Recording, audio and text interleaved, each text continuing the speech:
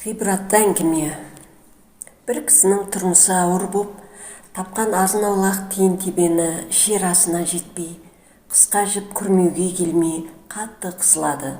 Сонда әйелі оған үйдегі сатуға болатын заттарды түйіншекке орап, сатып ақша қыл деп базарға жұмсайды.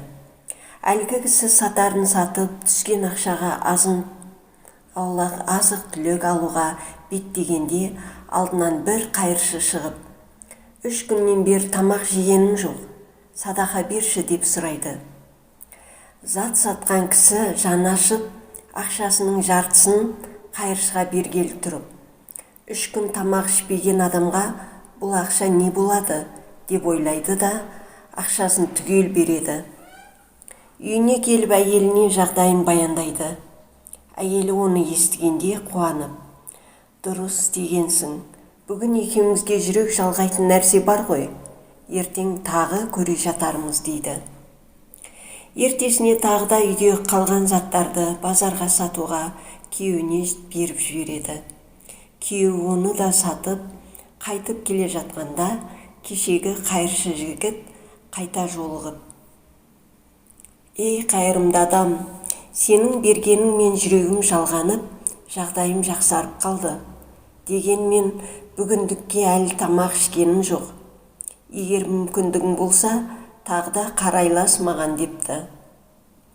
Кедей өзі азын аулақ ақшасының жартысын қайыршыға беріп, жартысына бір балық сатып алып, үйіне келеді.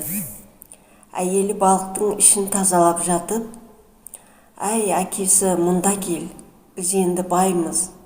Міне, балықтың ішінен асыл тастар шықты» деп қуана айқайлап жібереді. Екеуі теңіз маржандарын алақандарына салып мәз майрам болып жатқанда, есік қағылып, ар жағынан баяғы қайыршы көрінеді.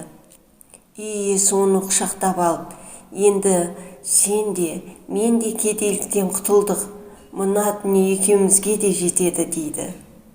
Сонда қайыршы, «Дүниең өзіңе бұйырсын, мен қайыршы емеспін, сені сынау үшін жіберген Аллахтың періштесімін. Аллах саған риза болды, сенің осы кең пейілің үшін Аллах сый жасады» деп шығып жүре беріпті. Тыңдағандарыңызға рахмет.